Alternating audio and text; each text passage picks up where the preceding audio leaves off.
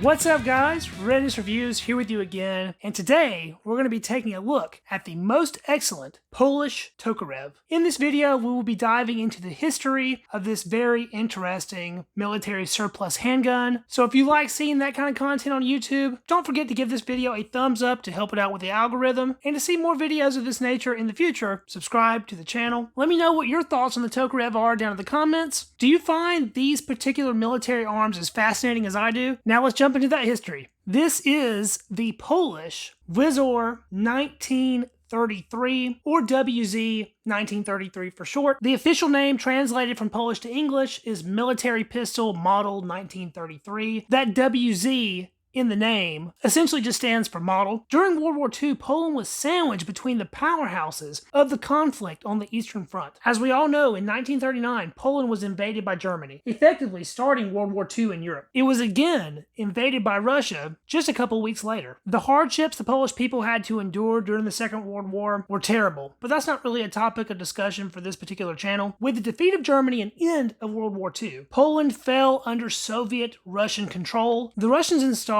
a communist puppet government from which they called the shots in Poland until the fall of the Soviet Union. Since before World War II, the Polish state arms factory in RADOM produced firearms for military use. During the war, RADOM fell under German control and continued producing arms for the German war machine, most notably the excellent Wz.35 9mm pistol, a handgun that I've been wanting to add to my personal collection for a very long time, just haven't happened to stumble across one as of yet. Like most other Soviet satellite states, Poland began producing Russian-designed arms under license in the late 40s. The RADOM factory once again fired up its machinery to produce these Soviet-licensed firearms designs for the Polish military. In 1946, Poland began production of their clone of the Tokarev pistol. This newly adopted handgun was designated the WZ-1933. 360 of these pistols were made at RADOM in 1946, using Soviet technology and machinery. Limited production of this firearm continued through 1947, and full-on larger-scale production of the handgun started in 1948. Production continued all the way through 1955. The WZ-1933 is essentially an exact copy of the Russian TT-33 Tokarev, except for the markings. It even has the same early style slide serrations of the Soviet TT-33. Following the end of World War II, Polish Tokarevs are the only Tokarevs that you will find these distinctive alternating thick and thin cut slide serrations. Early production examples of the WZ-1933 have more ornate grip panels. They will have the letters FB, PW, or WP molded right into the plastic grips. Later production examples have very plain grips, like my particular pistol. In 1950, pistols began being marked with the 11 in an oval. This circled 11 is the Soviet factory code assigned to the RADOM arms factory, and it will be found on many other Polish arms produced during the Cold War years. Even though production of the WZ-1933 stopped in 1955, it remained the official Polish military sidearm until 1967, when it was replaced by the P64. I have a P64 trainer here for comparison. It's quite a bit smaller than the Tokarev, and I think that was the main reason for that change. Of course, the P64 is a modified Makarov design, so it's a little bit more modern than the older Tokarev design was. This switch to the P64 from the WZ-1933 was arguably a bad move. Many people consider the WZ-1933 to be superior to the P64. Whether or not that is true, they did downgrade their round count upon this update, moving from 8+1 in the Tokarev to only 6+1 in the P64. Over the span of 9 years, it is thought that about 225,000 of these pistols were produced, making it fairly rare among military pistols, especially Tokarevs. Following replacement of the Polish Tok, the inventory on hand was refurbished and put into reserve. Eventually, those reserve pistols were surplused out, and it just so happened that the US market soaked up a lot of that surplus, and those pistols were imported into the country. It's sad to say, but almost every Polish Tokarev that was imported to the US had to have a manual safety installed. These pistols were not designed to have a safety, but for legality reasons here in the US, they did have to have that safety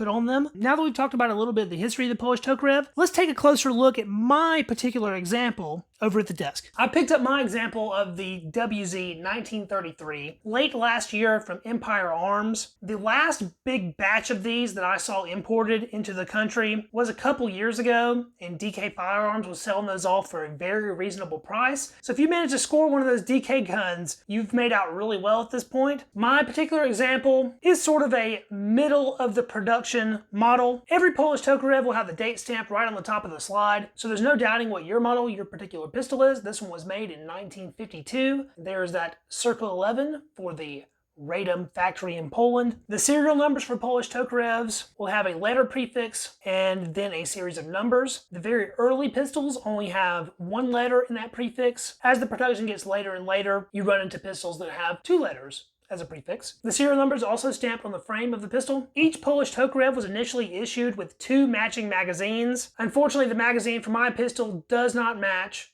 and I only have the 1 magazine at the moment. For these Polish Tokarevs, you will encounter magazines that have both a flat base plate and some have a little lanyard loop on the bottom. As I spoke about earlier, the grip panels for my pistol are very plain. No real standout details other than the vertical grip channels. The grips on earlier Polish Tokarevs look quite a bit more impressive in my opinion. My pistol is in very nice shape, but that is indicative of the type. Since these pistols were refurbished before being surplused, most Polish Tokarevs are in really good condition when you run across them. Over the years, they've been imported by several different importers. Century Arm has done a bunch. My particular pistol is an M&M incorporated example. The M&M imports have one of the more egregious safety methods. Some of the importers have a much more elegant and nice looking safety. This one is kind of bulbous and not ideal, but it is what it is. If you want a Polish Tokarev, you're going to have to deal with the firearm being altered from its original military configuration, sadly. The bluing is very nice all throughout the pistol. The bore on this pistol is nice. The sights on the Polish Tokarev are standard Tokarev sights. We have a U-notch in the rear and a mid-height post up front, offering a decent side picture, but nothing to write home about. Just like any Tokarev, these are single action only pistols. The hammer has to be back in order to fire, and it does fire the most excellent 7.62 by 25mm cartridge, a relatively lightweight and high velocity handgun and submachine gun round, of course hailing from the Soviet Union. 7.62 by 25 is one of my most favorite handgun rounds. I really wish it would make a comeback, but for now, I get plenty of enjoyment shooting it out of my Tokarevs. The overall fit and finish on a Polish Tokarev is very nice. You can definitely tell that they are quality handguns, reliable and accurate, and they don't break the bank. Although the price on these have gone up over the past few years, just like everything else milsurp, they are still relatively affordable. I bought mine for just over $300, and it's not uncommon at all to run across Tokarevs, even Polish Tokarevs, for that $400 to $500 range these days. I attempted to chronograph this pistol to give you guys an idea of what the velocities are like for this Red Army standard ammunition, which is made in Romania. But for whatever reason, the chronograph kept encountering errors, and I only got one good shot off that it actually read, and it was about 1,300 feet per second, which is standard velocity for 7.62 by 25. I did shoot one simple group for accuracy for you guys. That is a 6-shot group from about 7 yards standing, so pretty close up. This is a small target though. You can see it next to the pistol there. Spread on that group is coming in at about 3 inches. I am by no means a pistol marksman, and for me, that's pretty decent. Now that we've taken a closer look at the pistol, let's move it back over to the couch for my final thoughts. Prior to doing this video, I found it very difficult to dig up good information on the Polish Tokarev. There's really not that much out there on the internet, unfortunately. Luckily, a good friend gifted me the complete book of Tokarev pistols by Cameron S. White. I believe this book came out in 2021, so it is very new,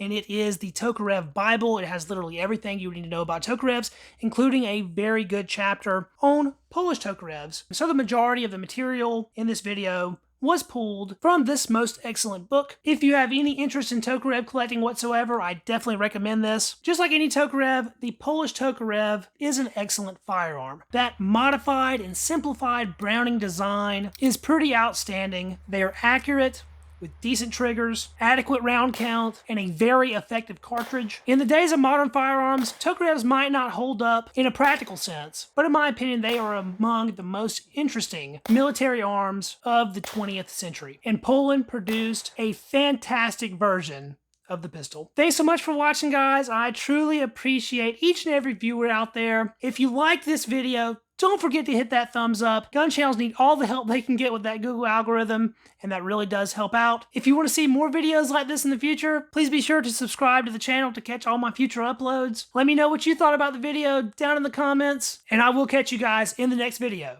See you then. Peace.